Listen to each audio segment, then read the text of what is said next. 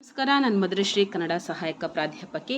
ಇವತ್ತಿನ ತರಗತಿನಲ್ಲಿ ನಾವು BSc 4ನೇ ಸೆಮಿಸ್ಟರ್ನ ಪಠ್ಯಪುಸ್ತಕದಲ್ಲಿ ಅಧ್ಯಯನಕ್ಕೆ ಇಟ್ಟಿರುವಂತಹ ಒಂದು ಕವಿತೆ ನನ್ನ ಪ್ರೀತಿಯ ಹುಡುಗ ಅನ್ನುವಂಥ ಕವಿತೆಯ ವಿಶ್ಲೇಷಣೆಯನ್ನು ನಾವು ನೋಡೋಣ. ಈ ಒಂದು ಕವಿತೆಯನ್ನು ರಚನೆ ಮಾಡಿರುವಂಥದ್ದು ಮಲಯಾಳಂ ಸಾಹಿತಿಗಳಾಗಿರುವಂತಹ ಕೆ ಸಚ್ಚಿದಾನಂದ್ ಅನ್ನುವಂಥವರು.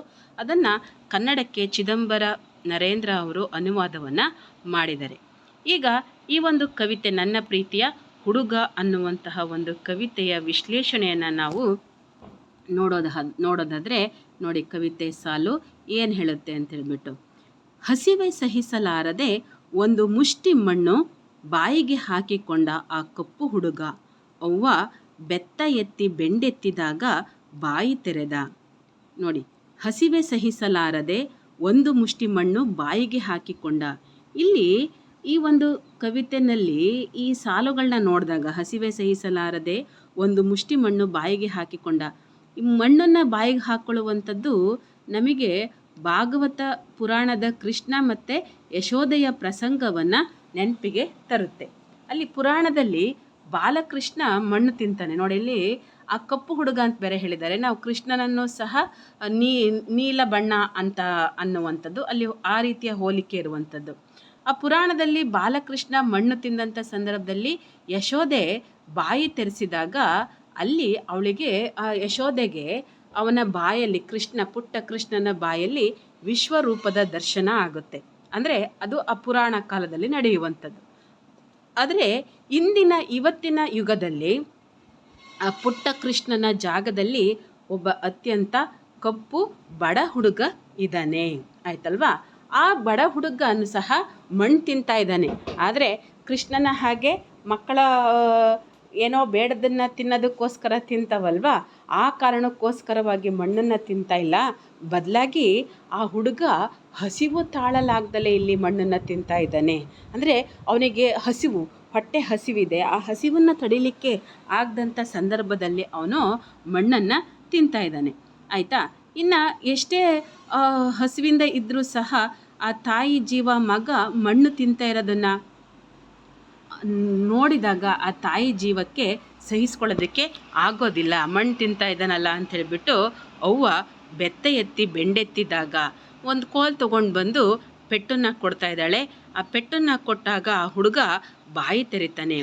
ಬಾಯಿ ತೆರೆದಂಥ ಸಂದರ್ಭದಲ್ಲಿ ಅಲ್ಲಿ ಏನು ಕಾಣ್ತೋ ನೋಡಿ, ಆ ಪುಟ್ಟ ಬಾಯಿಯಲ್ಲಿ ಆಕೆಗೆ ಕಂಡವು 3 ಲೋಕಗಳು. ಒಂದರಲ್ಲಿ ಬಂಗಾರದ ಯುದ್ಧ ವಿಮಾನಗಳು, ಇನ್ನೊಂದರಲ್ಲಿ ಭರ್ತಿ ಸಂಪತ್ತು ಜ್ಞಾನ, ಮತ್ತೊಂದರಲ್ಲಿ ಹಸಿವು ನೊಣ ಮತ್ತು ಸಾವು. ಬಾಯಿ ಮುಚ್ಚು ಚೀರಿದಳು ಮಗನ ಬಾಯಿಗೆ ತುತ್ತು ಅನ್ನ ಹೊಂದಿಸಲಾಗದ ಅವ್ವ. ನೋಡಿ, ಅಂದರೆ ಇಲ್ಲಿ ಏನಾಗಿದೆ ಅಂತಂದರೆ ಈ ಕವಿತೆಯಲ್ಲಿ ಈ ಜಗತ್ತಿನಲ್ಲಿರುವಂತಹ ಆರ್ಥಿಕ ಅಸಮಾನತೆಯನ್ನು ಅದು ಹೇಳ್ತಾ ಇದೆ. ಈಗ ಒಂದೇ ದೇಶದಲ್ಲಿ ಎಂಥ ಸ್ಥಿತಿ ಇದೆ, ಒಂದು ತುತ್ತು ಅನ್ನವಿಲ್ದಲೇ ತಿನ್ನೋದಕ್ಕೆ ಅನ್ನವಿಲ್ದಲೇ ಹಸಿವಿಗಾಗಿ ಮಣ್ಣು ತಿಂತಾ ಇದೆ ಒಂದು ಮಗು. ಆದರೆ ಅದೇ ದೇಶದಲ್ಲಿ ಆಯಿತಾ ಬಾಹ್ಯಾಕಾಶಕ್ಕೆ ಹಾರುವಂತಹ ನೆಗೆಯುವಂತಹ ಕ್ಷಿಪಣಿಗಳಿದ್ದಾವೆ, ಆಯಿತಾ? ಬಂಗಾರದ ಬೆಲೆಯ ಯುದ್ಧ ವಿಮಾನಗಳಿವೆ. ಅಂದರೆ ಅಷ್ಟು ಬೆಲೆ ಬಾಳುವಂತಹ ಯುದ್ಧ ವಿಮಾನಗಳು ಇದ್ದಾವೆ. ಅಂದರೆ ಇಲ್ಲಿ ಒಂದು ಕಡೆ ಅದೇ ದೇಶದ ಜನ ಬಡತನದಿಂದ ಹಸಿವಿನಿಂದ ನರಳ್ತಾ ಇದ್ದಾರೆ. ಆದರೆ ಅದೇ ದೇಶ ಏನು ಮಾಡ್ತಾ ಇದೆ, ಆ ಯುದ್ಧಕ್ಕೋಸ್ಕರವಾಗಿ ಆ ಕ್ಷಿಪಣಿಗಳಿಗೆ ಖರ್ಚು ಮಾಡ್ತಾ ಇದೆ, ಯುದ್ಧ ವಿಮಾನಗಳಿಗೋಸ್ಕರ ಖರ್ಚು ಮಾಡ್ತಾ ಇದೆ. ಅದರ ಅವಶ್ಯಕತೆ ಇದೆಯಾ, ಆಯಿತಾ? ಮತ್ತು ಅಷ್ಟೇ ಅಲ್ಲ, ಇನ್ನೊಂದರಲ್ಲಿ ಭರ್ತಿ ಸಂಪತ್ತು ಜ್ಞಾನ ಅಂತ ಹೇಳ್ಬಿಟ್ಟು, ಅಂದರೆ ಅದೇ ಜಗತ್ತಿನಲ್ಲಿ ಏನಿದೆ ಅಂತಂದರೆ ಭರ್ತಿ ಸಂಪತ್ತು ಜ್ಞಾನ ಇದೆ.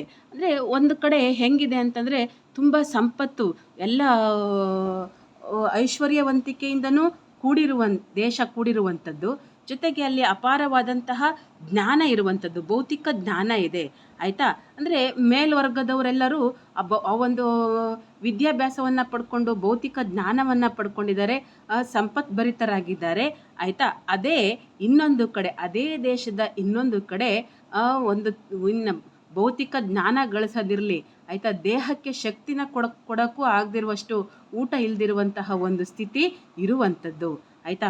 ನೋಡಿ, 3ನೆಯ ಒಂದು ಲೋಕದಲ್ಲಿ ಏನಿದೆ, ಹಸಿವು ನೋವು ಮತ್ತು ಸಾವು ಇರುವಂಥದ್ದು. ನೊಣ ಅಂತ ಆಗಿದೆ. ಅದು ನೋವು ಇರ್ಬೋದು, ನೊಣನೂ ಇರ್ಬೋದು. ಆಯಿತಾ, ಆಯಿತು.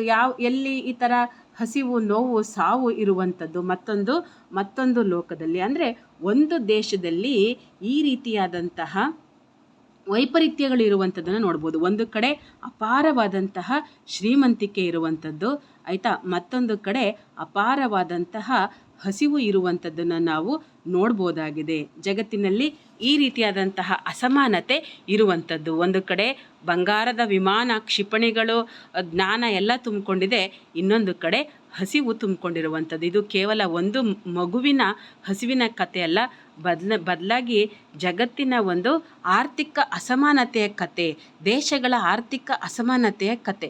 ಒಂದೇ ದೇಶದಲ್ಲಿ ಇಂತಹ ವೈರುಧ್ಯವಾದಂಥ ದೃಶ್ಯಗಳನ್ನ ನಾವು ನೋಡ್ತೀವಿ. ಒಂದು ಕಡೆ ತೊಟ್ಟಿಯಲ್ಲಿ ಆಹಾರವನ್ನು ಬಿಸಾಕ್ತಾ ಇದ್ದರೆ, ಇನ್ನೊಂದು ಕಡೆ ಒಂದು ತುತ್ತು ಅನ್ನಕ್ಕೂ ಕಷ್ಟಪಡುವಂತಹ ಮಕ್ಕಳನ್ನು ನಾವು ನೋಡ್ತಾ ಇದ್ದೀವಿ. ಆಯಿತಾ, ಇನ್ನು ಸರಿ, ಆಮೇಲೆ ಆ ಪುಟ್ಟ ಬಾಯಲ್ಲಿ ಆಕೆಗೆ ಕಂಡವು 3 ಲೋಕಗಳು. ಹೀಗೆ 3 ಲೋಕ ಕಂಡಿದ್ದಾವೆ ಅವಳಿಗೆ. ಆ 3 ಲೋಕ ಯಾವುದು ಅಂತ ನೋಡಿದ್ದೀವಿ. ಈಗ ಆ ತಾಯಿ ಬಾಯಿ ಮುಚ್ಚು ಚೀರಿದಳು, ಮಗನ ಬಾಯಿಗೆ ತುತ್ತು ಅನ್ನ ಹೊಂದಿಸಲಾಗದ ಅವ್ವ. ಈಗ ನೋಡಿ, ಆ ತಾಯಿಗೆ ಏನನ್ನಿಸ್ಬೋದು? ಈಗ ಈ ಥರ ಎಷ್ಟೆಲ್ಲ ಐಶ್ವರ್ಯ ಇದೆ, ಸಂಪತ್ತಿದೆ, ಆಯಿತಾ, ಒಳ್ಳೊಳ್ಳೆ ಯೂನಿಫಾರ್ಮ್ ಹಾಕ್ಕೊಂಡು ಮಕ್ಕಳೆಲ್ಲ ಶಾಲೆಗಳಿಗೆ ಹೋಗ್ತಾ ಇರುವಂಥ ವ್ಯವಸ್ಥೆ ಇದೆ. ಆದರೆ ತಾನು ತನ್ನ ಮಗನಿಗೆ ಇಲ್ಲಿ ಅವನ ಹಸಿವನ್ನು ನೀಗ್ಸೋದಕ್ಕೋಸ್ಕರವಾಗಿ, ಆಯಿತಾ, ಒಂದು ತುತ್ತು ಅನ್ನವನ್ನು ಸಹ ನನ್ನ ಕೈಲಿ ನೀಡೋಕ್ಕಾಗ್ತಿಲ್ವಲ್ಲ ಅನ್ನುವಂತಹ ಅಸಹಾಯಕತೆಯಿಂದ ತಾಯಿ ಇಲ್ಲಿ ಚೀರ್ತಿದ್ದಾಳೆ. ಅದು ಮಗನ ಮೇಲಿನ ಕೋಪದಿಂದಲ್ಲ, ಬದಲಾಗಿ ತನ್ನ ಮೇಲಿನ ಅಸಹಾಯಕತೆಯಿಂದ, ತನ್ನ ಮಗನ ಹಸಿವಿಗೆ ಒಂದು ತುತ್ತು ಅನ್ನವನ್ನು ನನ್ನ ಕೈಲಿ ನೀಡೋಕ್ಕಾಗ್ತಿಲ್ವಲ್ಲ, ಅಂತಹ ಒಂದು ಜ್ಞಾನವನ್ನು, ಮತ್ತೊಂದು ಅಧಿಕಾರವನ್ನು, ಮತ್ತೊಂದು ಇದನ್ನೋ ಅಲ್ಲ, ಒಂದು ತುತ್ತು ಅನ್ನವನ್ನು ನನ್ನ ಕೈಲಿ ಹೊಂದಿಸೋಕ್ಕಾಗಲ್ವಲ್ಲ ಅನ್ನೋವಂತಹ ಅಸಹಾಯಕತೆಯಿಂದ ಆ ತಾಯಿ ಮಗುವಿನ ಮೇಲೆ ಬಾಯಿ ಮುಚ್ಚು ಅಂತ ಹೇಳಿಬಿಟ್ಟು ಚೀರ್ತಾ ಇದ್ದಾಳೆ. ಆಯ್ತಲ್ಲ. ಇನ್ನು ಮುಂದಿನ ಸಾಲಿನಲ್ಲಿ ನೋಡಿ, ಆಮೇಲೆ ಅವರಿಬ್ಬರು ಕಾಣಿಸಿಕೊಂಡಿದ್ದು ಜೈಲಿನ ಕೊರೆವ ನೆಲದ ಹಾಸಿನ ಮೇಲೆ ಇಬ್ಬರು ಗೆರಿಲ್ಲಾಗಳನ್ನು ಚುಚ್ಚಿಕೊಳ್ಳಲಾಗಿತ್ತು. ನೋಡಿ, ಈ ಥರ ಈ ಒಂದು ಜಗತ್ತಿನಲ್ಲಿ ಹೇಗಿದೆ ಅಂತಂದರೆ, ಆ ಕವಿತೆಯ ಕೊನೆಯ ಸಾಲುಗಳು ಹೇಗಿದೆ, ಇಬ್ಬರು ಗೆರಿಲ್ಲಾಗಳನ್ನು ಚುಚ್ಚಿಕೊಳ್ಳಲಾಗಿತ್ತು ಅಂತ. ಇಲ್ಲಿ ಗೆರಿಲ್ಲಾ ಅನ್ನುವಂತಹ ಪದ ಹೋರಾಟಗಾರರನ್ನ ಸೂಚಿಸುವಂತಹ ಪದ. ಆದರೆ ಇಲ್ಲಿ ಅವರಿಬ್ಬರನ್ನ, ಆ ತಾಯಿ, ಅಸಹಾಯಕ ತಾಯಿ ಮಗುವನ್ನು, ಆಯಿತಾ, ಅವರು ಏನು ಮಾಡ್ತಾ ಇದ್ದಾರೆ ಇಲ್ಲಿ, ಗೆರಿಲ್ಲಾ ಅನ್ನುವಂಥ ಹಣೆಪಟ್ಟಿ ಹೊಟ್ಟಿ, ಅಂದರೆ ಇವರು ಗೆರಿಲ್ಲಾಗಳು ಅಂತಂದರೆ ಏನು, ರಾಜದ್ರೋಹಿಗಳು ಅಂತೇಳ್ಬಿಟ್ಟು, ಅಂದರೆ ದೇಶದ್ರೋಹಿಗಳು ಅನ್ನುವಂಥ ಒಂದು ಹಣೆಪಟ್ಟಿ, ಭಯೋತ್ಪಾದಕರು ಅಂತ ಹಣೆಪಟ್ಟಿನ ಕೊಟ್ಟು ಅವರನ್ನ ಕೊಲ್ಲುವ ವ್ಯವಸ್ಥೆಯನ್ನು ಅವರು ಮಾಡ್ತಾ ಇದ್ದಾರೆ. ಅಂದರೆ ತನ್ನಲ್ಲಿರುವಂತಹ ಹುಳುಕನ್ನು ಮುಚ್ಕೊಳ್ಳೋದಕ್ಕೋಸ್ಕರ ತಾವು ಬಡವರಿಗೆ ಅಥವಾ ಈ ಥರ ಹಸಿವಿನಿಂದ ಕಂಗೆಟ್ಟವರಿಗೆ ಅವರಿಗೆ ಆಹಾರ ನೀಡುವ ಬದಲು ಸರ್ಕಾರಗಳು ಏನಿರ್ತಾವೋ ಅಥವಾ ಅಧಿಕಾರ ಏನಿರುತ್ತೋ ತನ್ನ ಒಂದು ದೋಷವನ್ನು ಮುಚ್ಕೊಳ್ಳೋದಕ್ಕೋಸ್ಕರ ತಾವು ಈ ಅಸಮಾನತೆಯನ್ನು ಕಡಿಮೆ ಮಾಡೋದಕ್ಕೆ ಅಥವಾ ಹೋಗಲಾಡಿಸೋದಕ್ಕೆ ಯಾವ ಪ್ರಯತ್ನವನ್ನು ಮಾಡ್ತಾ ಇಲ್ಲ. ಆದರೆ ತನ್ನ ಹೊಣೆಗಾರಿಕೆಯಿಂದ ತಪ್ಪಿಸ್ಕೊಳ್ಳೋದಕ್ಕೋಸ್ಕರವಾಗಿ ಅಥವಾ ತನ್ನ ವಿಫಲತೆಯನ್ನು ಮುಚ್ಕೊಳ್ಳೋದಕ್ಕೋಸ್ಕರವಾಗಿ ಈ ಥರ ನನ್ನ ದೇಶದಲ್ಲಿ ಹಸಿವಿಂದ ಇರೋರು ಇರಬಾರ್ದು ಅನ್ನೋ ವಿಫಲತೆಯನ್ನು ಮುಚ್ಕೊಳ್ಳೋದಕ್ಕೋಸ್ಕರವಾಗಿ ಏನು ಮಾಡ್ತಾ ಇದೆ, ಅವರಿಗೆ ಗೆರಿಲ್ಲಾ ಅನ್ನುವಂಥ ಹಣೆಪಟ್ಟಿಯನ್ನು ಹಾಕಿಬಿಟ್ಟು ದೇಶದ್ರೋಹಿಗಳು, ಗೆರಿಲ್ಲಾಗಳು ಅಂದರೆ ಅವರು ದೇಶದ್ರೋಹಿಗಳು ಅನ್ನುವಂಥ ಹಣೆಪಟ್ಟಿನ ಕೊಟ್ಟು ಜೈಲಿನ ಒಂದಷ್ಟು ದಿನ ಜೈಲಿಗೆ ತಳ್ಳಿಬಿಟ್ಟು ಕೊನೆಗೆ ಅವರನ್ನು ಚುಚ್ಚಿ ಕೊಲ್ಲುವಂಥ ಕೆಲಸವನ್ನು ಮಾಡುವಂಥದ್ದನ್ನು ನಾವು ನೋಡ್ತೀವಿ. ಆಯಿತಾ, ಇಲ್ಲಿ ಬಡತನ ಅನ್ನುವಂಥದ್ದು ಒಂದು ಹೇಗೆ ರಾಜಕೀಯ ಪಿತೂರಿಯಾಗಿದೆ, ಆರ್ಥಿಕ ಅಸಮಾನತೆಯಿಂದಾಗಿ, ನಮ್ಮ ಬಂಡವಾಳಶಾಹಿ ವ್ಯವಸ್ಥೆಯಿಂದಾಗಿ ಶ್ರೀಮಂತರು ಮತ್ತಷ್ಟು ಶ್ರೀಮಂತರೇ ಆಗ್ತಿದ್ದಾರೆ, ಬಡವರು ಇನ್ನಷ್ಟು ಬಡವರೇ ಆಗ್ತಿದ್ದಾರೆ.